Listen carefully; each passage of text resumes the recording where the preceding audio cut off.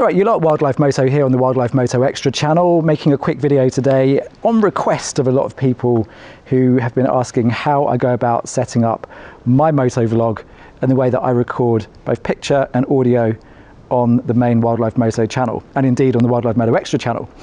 So I thought I'd give you a quick run through of the different ways that I've got the camera set up, and I suppose even more importantly, how I'm recording sound at the moment, because that is even harder than getting a good picture. So here I've got my helmet I'm riding with a lot at the moment. This is an AGV Pista GPRR, and it is a beautiful helmet. I love this helmet. Now, the problem with it is, as you can see, it is very difficult to mount a camera to it because you've got a very pointy chin and you've got all this kind of detail and design here. So a little bit tricky to get a GoPro up on the old chin. But I have a solution. In fact, I've got two solutions.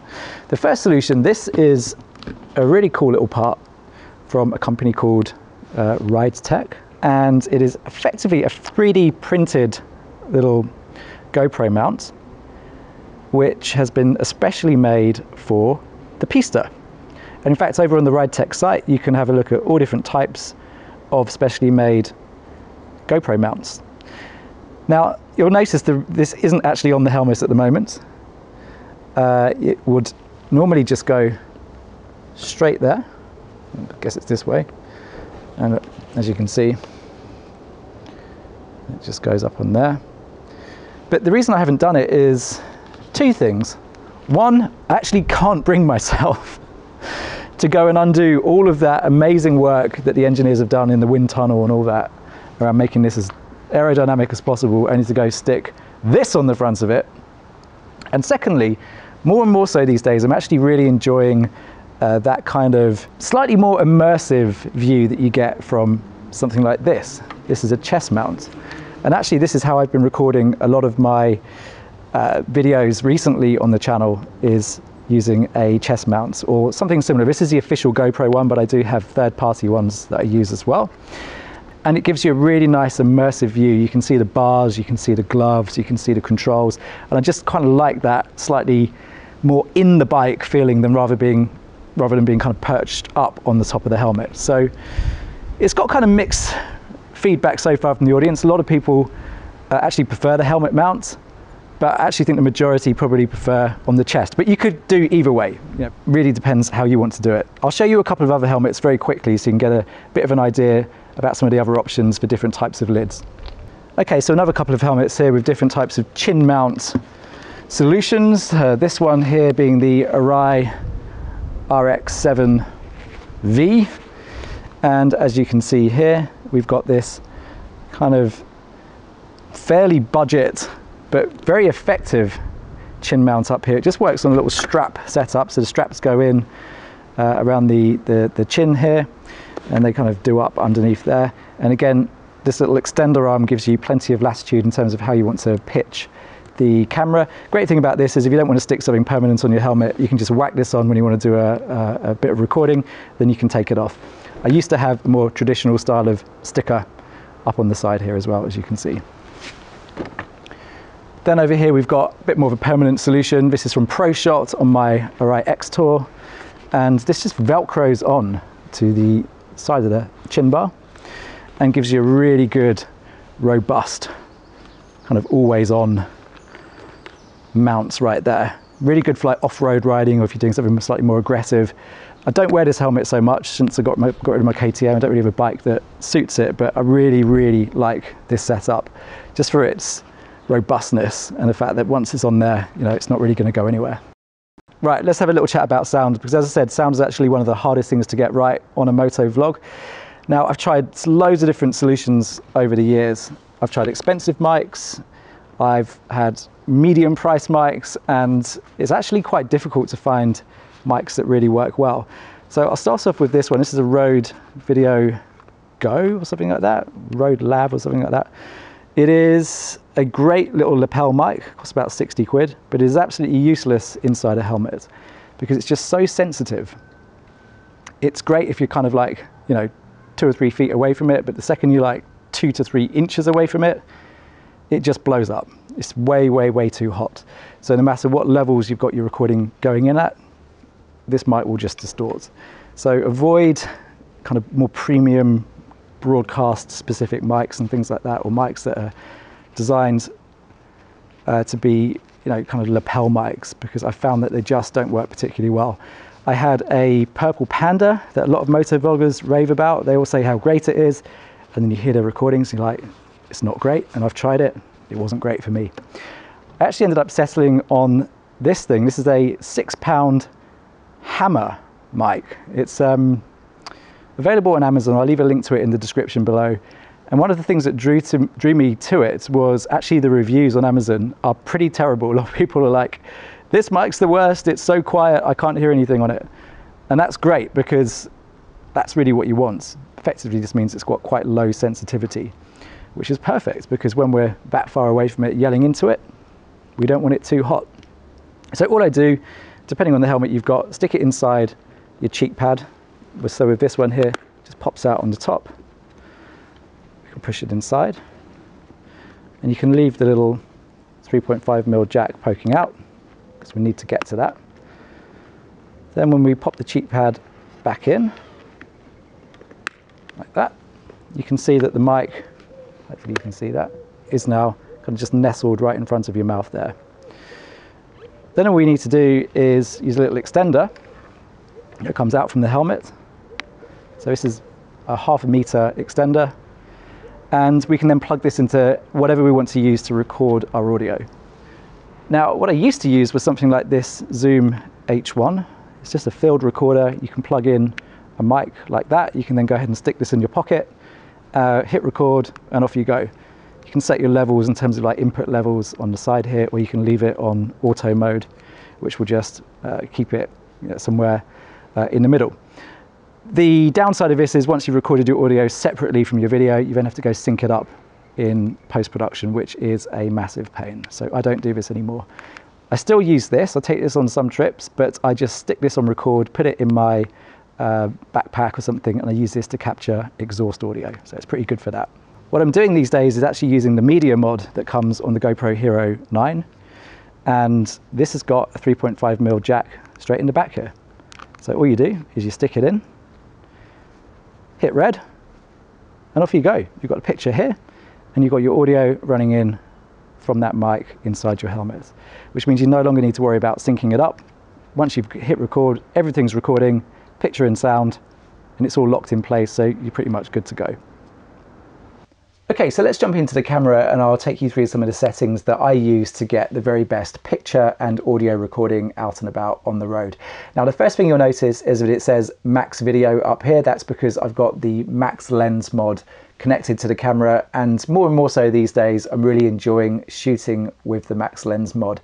Basically gets you horizon leveling at that super view field of view. Now you can do horizon leveling as standard on the GoPro Hero 9, but only in what's called linear mode, which is a very narrow, cropped in field of view and not great for moto vlogging. If you want to see the arms, the controls, gloves, all that kind of stuff, and the bars, and have the benefit of horizon lock, which gives you that real nice gimbal-like shot, then you are going to need to have the Max lens installed on the camera. Costs a little bit more, but I think it's worth it.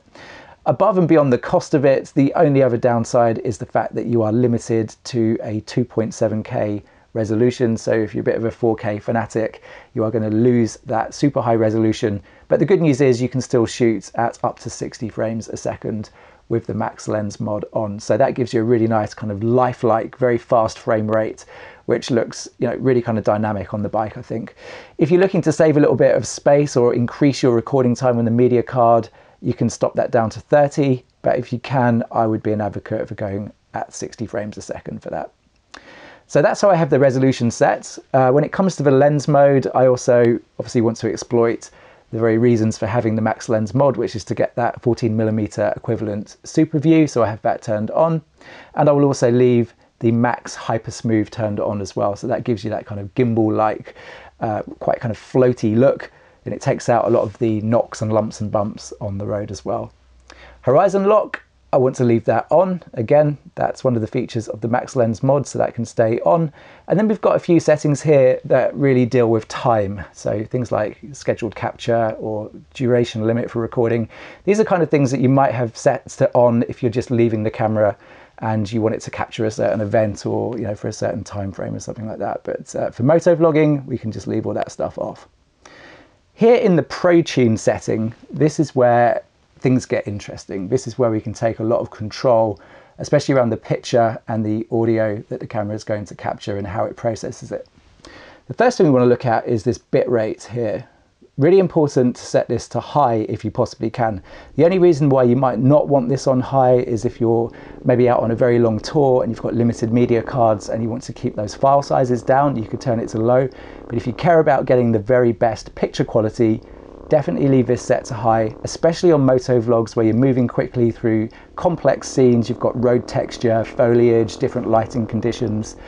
It's going to need a lot of data to be able to process all of that without getting all mushy and pixelated. So 100 megabits per second is the maximum you can get.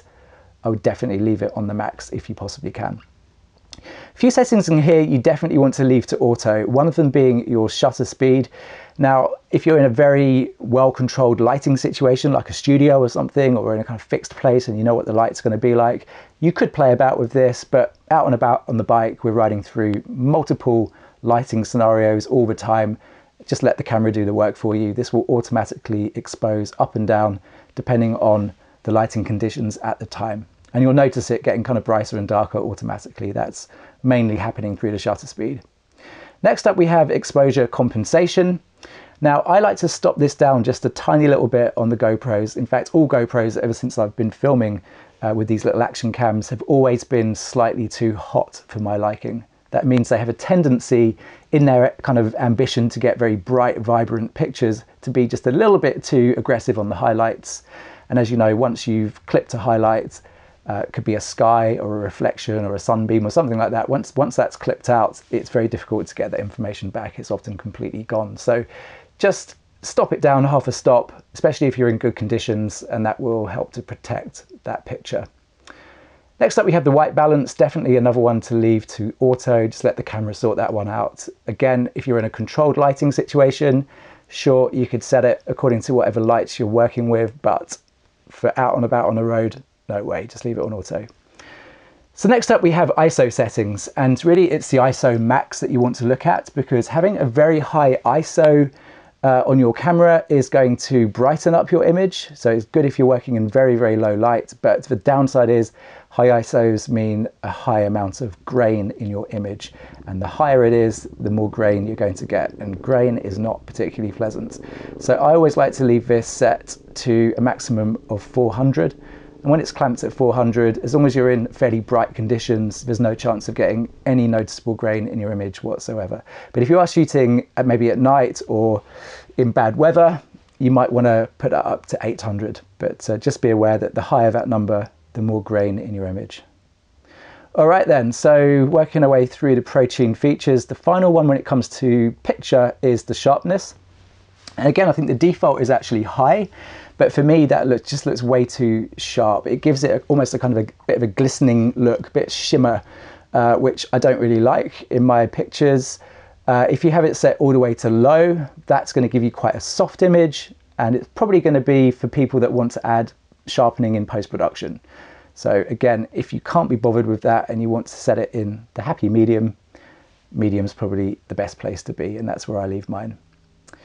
So having looked at all the different picture settings, there is actually one more, which is quite an important one. This is GoPro Color. And again, this just tells the camera whether or not you want to shoot in that very vivid, saturated GoPro color profile. But if you want to do more work in post-production with your image manipulation, you can set this to flat. That's going to give you the maximum dynamic range. It's going to make the dark areas a little bit brighter and the bright areas a little bit flatter. The image will look quite kind of grey and washed out, but it's really just a bit of a blank canvas for you to get in and create your own look in color correction in post-production. But if you're not interested in kind of like grading your picture and all that kind of stuff, just leave it on the standard GoPro color, which looks quite nice. I quite like it. The next settings in Pro Tune are all about audio. So you've got an option here for what they call raw audio, and I would definitely be an advocate for leaving this on and set to low. What it's doing here is basically recording another audio track for you to work with, but it won't have all of the processing that the standard audio recording will have. When GoPro records audio, it applies what's called compression, which is effectively an automatic volume knob. It makes the loud bits a bit quieter and the quieter bits a bit louder, and just flattens off all the dynamic range in a recording. Now, I personally find it quite fatiguing to listen to that very compressed recording for quite a long time. And also it has a tendency to bring up a lot of background noise, so kind of like engine sound, wind noise and all that will get sucked up as a result of that compression. By having this raw audio on, it will record a second audio track for you, but with less of that processing baked in. It will still apply a limiter so it won't clip, but it won't have all of that compression, and it gives you a little bit more to work with if you want to apply your own or do your own EQs and all that kind of stuff. So that's pretty much it for the Pro Tune settings. The other settings down here are just kind of shortcuts and things like that, so I wouldn't bother with those. And if I can come out of this, it should all be saved.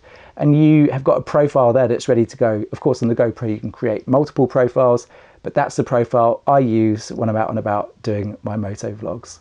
So there you go. That's how I do mine. That's how I mount my cameras. That's how I get my audio set up. And that's how I set up the cameras so that I've got a really good quality picture and sound recording on my moto vlogs. If this has been useful, give it a thumbs up. And until the next one, ride safe.